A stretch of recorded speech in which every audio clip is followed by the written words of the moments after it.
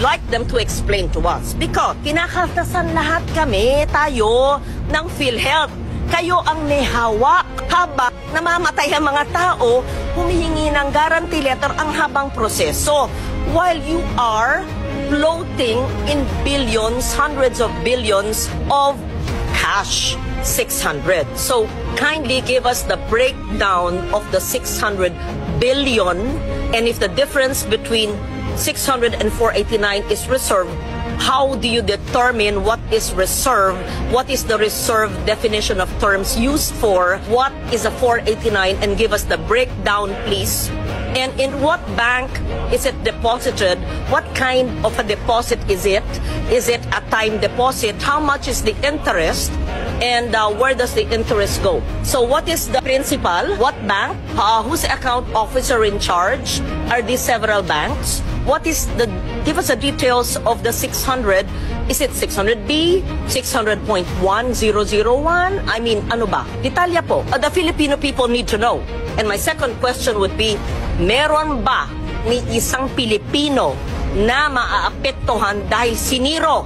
Hindi kami ha, wala ako sa BICAM ha, na siniro ang PhilHealth.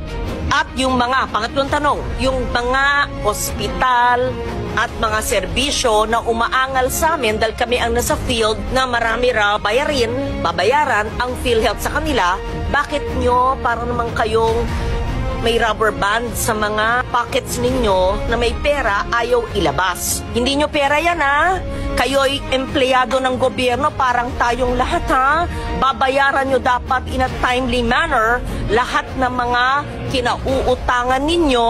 That's fiscal discipline. I think your background is finance. Balanse nyo ang fiscal discipline at saka ang serbisyo sa mga nangangailangan na mga miyembro ng PhilHealth. At nandito ang mga author ng Universal Health Care.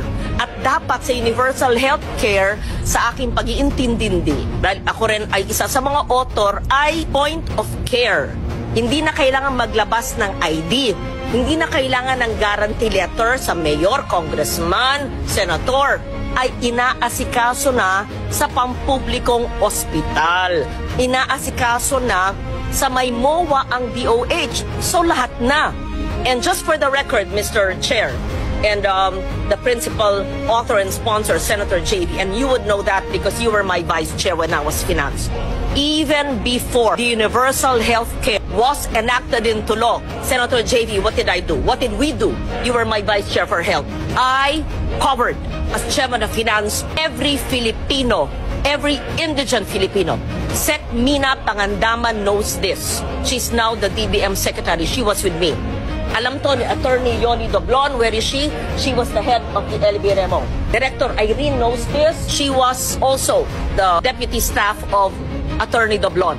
Kaya ng national budget, wala pang universal health care, na lahat ng mahirap, point of care, pagpasok, hindi kailangan magpakita ng ID o GL ng lahat ng pampublikong ospital bago magkaroon ng batas. At salamat na isa batas na.